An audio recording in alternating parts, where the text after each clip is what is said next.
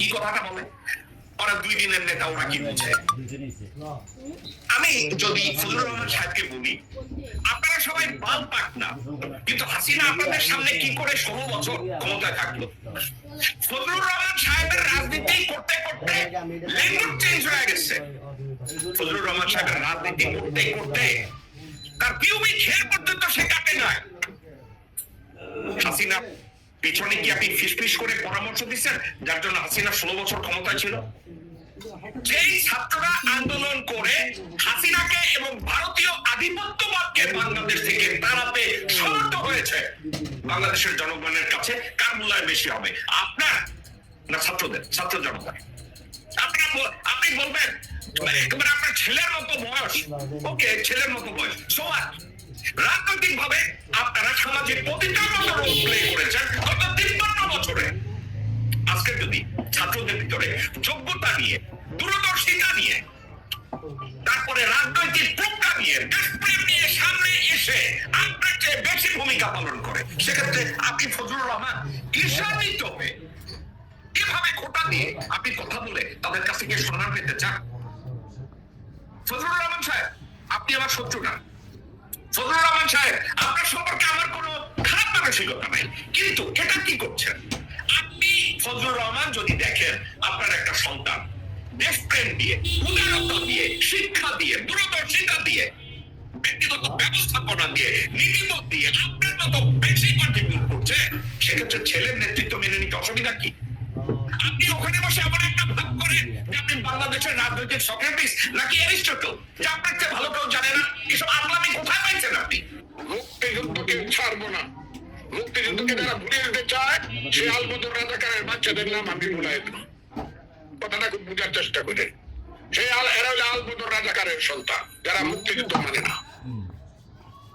এরপরে আমার নামে কত গালি হয়েছে গত 2-3 মাসে, বোধহয় কোটিখানে গালি হবে, এবং সবাই জামাত শিবিরের ছেলেরা যে ইউটিউবে বসে আছে, এরা এমন গালি আমাকে দিয়ে যা পৃথিবীতে কোন মানুষের সন্তান আরেকটা মানুষের সন্তানকে এই ধরনের গালি দিতে পারে, সভ্য মানুষের সন্তান আমি বিশ্বাসই করি না। যদি কোনো কারণে কোন মায়ের ঘরে তাদের যে মাই হোক, কোন মায়ের ঘরে তাদের জন্য হয়ে থাকে, তাহলে আমাকে তারা এই ধরনের গালি দিতে পারেন।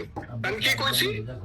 মুক্তিযুদ্ধ যারা মানে না তারা আলবদর রাজাকারের সন্তান। কারণ আলবদর রাজাকাররা যারা মুক্তিযুদ্ধ মানত না, তো 99% মরে গেছে। কাজে এরা শুনছে ওদের বাপের কাছে, ওদের তোর দাদার এই গাছে তুললে মেরে ফেলছিল রাজাকার হওয়ার কারণে। ওদের ওই জেলটা আমাদের মুক্তিযুদ্ধের প্রতি হয়ে গেছে। সেই আলবদর রাজাকারের সন্তানেরা মুক্তিযুদ্ধ মানতে চায় না। আমি গত 2 মাস যাবৎ ফাইট করতেছি জীবন মৃত্যুর মুখোমুখি হয়ে। আমাকে আপনি আমেরিকা থেকে বলেন, আরেকজন অস্ট্রেলিয়া থেকে বলে, আরেকজন লন্ডন থেকে বলে, সারা দুনিয়া থেকে বলে, হাজারে হাজারে মানুষ বলে ফজলু ভাই আপনার সিকিউরিটি নেন, আপনি আপনার সিকিউরিটি নেন, আপনাকে কিন্তু মেরে ফেলবে। এবং প্রতিদিন আমাকে মৃত্যুর হুমকি দেওয়া হয়, যার কারণে আমি পার্কে 20 বছর যাবৎ হাঁটতাম, আমি কিন্তু গত 3 মাস যাবৎ পার্কে যাইতে পারি না, যাই না। কথাগুলো খুব বুঝবার চেষ্টা করবেন। সেই মৃত্যুর হুমকি নিয়ে সত্য কথাটা, মুক্তিযুদ্ধের সত্য কথাটা বলে যাচ্ছে। কি সত্য কথা? সত্য কথা হলো আমি বলছি মুক্তিযুদ্ধ হলো বাংলাদেশের মা। আপনার মতো হারামজাদারা ইসলাম থেকে মুসলমানদেরকে দূরে সরাতে চান। আধুনিকতার নাম দিয়ে মুসলমানকে একটা খারাপ, মুসলমানদেরকে একটা খারাপ নাম দিতে চান, কবিতা লিখতে চান, গদ্য লিখতে চান, আপনার মতো হারামজাদারা। ফজলুর রহমান সাহেব, আপনাকে আমি গালি কেন দেব? এত দরকার নাই। আপনাকে তো আমি ভদ্র ভাষায় আপনাকে বলতে পারি যে আপনাদের এই চরিত্রগুলো বদল করো। মিজানুর রহমান আজহারী আপনাদের কোনো প্রতিদ্বন্দ্বী না। মিজানুর রহমান আজহারী তাফসীর করে, আপনারা সমান ব্যবসা করেছেন আল্লামা দেওয়ান হোসেন সাইদিকে নিয়ে, আপনারা সমান ব্যবসা করেছেন আলেম ওলামাদেরকে, আপনারা সমান ব্যবসা করেছেন ইসলামের পক্ষে যারা দাঁড়িয়েছে তাদের বিরুদ্ধে। মানুষদের অনুভূতিকে কখন বুঝবেন? আপনারা রাজনৈতিক বক্তব্য দিলে আপনাদের কথা কেউ শুনতে জানেন, কারণ কি জানেন? আপনারা জনগণের পালস পড়তে পারেন না। আপনারা জনগণের আশা আকাঙ্ক্ষা, যে স্পৃহা, যে আবেগ, এটা আপনারা বুঝতে পারেন না। আপনারা রাজনীতি করেন নিজেদের স্বার্থে, বুঝে অথবা না বুঝে। আমি বলবো না আপনি নিজেদের স্বার্থে বলতে আপনি ঘুষ খেয়েছেন, আমি এটা বলছি না, কিন্তু আপনি কতবার ইসলামের বিরুদ্ধে কথা বলে এভাবে বিষোদাকার করতে চাচ্ছেন? আপনি কে কথা বলার ফজলুর রহমান সাহেব যে মিজানুর রহমান আজহারি হেলিকপ্টারে যাবে না গাড়িতে যাবে, পয়সা কি আপনি দিচ্ছেন? আপনারা যখন রাজনৈতিক হরতাল দেন, লক্ষ লক্ষ কোটি কোটি টাকা খরচ করে লোকজনদেরকে ঢাকায় এনে হাজির করেন, ময়মনসিংহে হাজির করেন, প্রত্যেকটা বিভাগীয় শহরে হাজির করেন, ওই টাকা কোথা থেকে আসে ফজলুর রহমান সাহেব?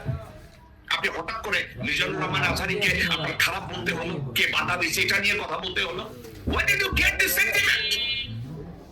শুধু ফজলুর রহমান না, বাংলাদেশে যারা রাজনীতি করেন, বিএনপি রাজনীতি করেন, জামাতের রাজনীতি করেন, অথবা অন্য দলীয় রাজনীতি করেন, আপনাদেরকে আমি একটা কথা বলি, আপনারা যারা রাজনীতির নামে বেশ্যাবৃত্তি করেন, আল্লাহর ওয়াস্তে আমার এই কথাটা মনোযোগ দিয়ে শুনেন।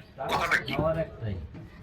রাজনীতি আপনি যদি সঠিক রাজনীতি করেন, আপনার বিগিনিং কোথায় জানেন? জনগণের পালস আপনাকে বুঝতে হবে। ফজলুর রহমান সাহেব, মিজানুর রহমান আজহারির ওখানে লক্ষ লক্ষ লোক ওয়াজ শুনতে যায়, কেন জানেন? তিনি একজন ইসলামিক ভালো বক্তা। উনি কোরআন মজিদ সম্পর্কে, হাদিস সম্পর্কে উনি আপনার আমার চেয়ে ভালো জানেন। এখন উনি যদি আপনার আমার চেয়ে ভালো জানেন, তার ভিতরে মিজানুর রহমান আজহারির আরো একটা গুণ আছে, সেটা কি জানেন? উনি জনগণের পালস বুঝে, ওনার অডিয়েন্স যারা, তাদের পালসকে উনি ফিল করে, ওনার আবেগের সাথে তাদেরকে মিলিয়ে দেন। তারপরে উনি ওখানে সারা রাত বসে গজল গান না, তাফসীর করেন না, কোনো সাবজেক্ট নিয়ে কথা বলেন, জনগণ মন দিয়ে, আবেগ দিয়ে তার জন্য ওটা শুনে। ডিউরিং হাসিনাজ অপশাসন আপনি মেরে ফেলে লোকজনদেরকে, তারপরে ওয়াজ মাহফিলে লোক কমাইতে পারছেন ফজলুর রহমান সাহেব? বিভিন্ন জলসায় আওয়ামী লীগের কুত্তার বাচ্চারা গিয়ে জলসা বন্ধ করার চেষ্টা করছে, ইদানিং আবার বিএনপিও শুরু করেছে। কোন জলসা বন্ধ করতে পারছেন বাংলাদেশে? পারেন নাই। আপনারা কি এটা কখনো চিন্তা করেছেন আমরা বিএনপি, আমরা ধর্ম নিরপেক্ষতার দোহাই দিয়ে ইসলামের বিরোধিতা করব না? নাকি আপনারা ভারতের বুক খেয়েছেন যে ইসলাম? রমজান জুড়ে শরবত বা জুসের বায়না সবার আগে, আর সেই শরবত জুস যদি সুন্দর একটা জগে প্রেজেন্ট, ইসলামকে আবার এখানে অপদস্থ করতে হবে, ছোট করতে হবে। 14 পুরুষের ক্ষমতা আছে নাকি? শেখ মুজিবুর দেশে আইসা আসলো 10 জানুয়ারি, আর 17 মার্চে সমস্ত আর্মি ভারতের বিদায় করে। তোদের 14 পুরুষের ক্ষমতা আছে রাজাকারের বাচ্চাদের।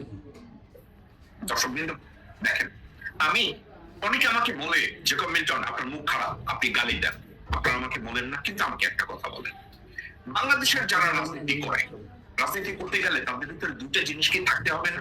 এক, জনগণের পালস বোঝা এবং জনগণের ভিতরে বিভাজন তৈরি না করা। এটা উচিত কি উচিত না? যে রাজাকার শব্দ উচ্চারণ করে হাসিনাকে পালাতে হয়েছে, এখন বিএনপির একজন নেতা বলে রাজাকার, ফজলুর রহমান বলে রাজাকার, শামসুজ্জামান দুদু বলে রাজাকার, মির্জা আব্বাস বলে রাজাকার, কোথায় কোথায় বিএনপির নেতারা ইদানিং বলে রাজাকার। আপনারা বুঝেছেন কোথায়? এখন কি ভারতের কাছে তকমা নিয়েছে রাজাকার বলে আমাদের জনগণের মধ্যে একটা ডিভিশন তৈরি করার প্রয়াস? আমি যদি এটা বলি সেটাকে ভুল হবে? দর্শকবৃন্দ একা একা চিন্তা করে দেখেন, এই রাজাকার এখন কথাটা হচ্ছে, তারা বলছে রাজাকারের বাচ্চা।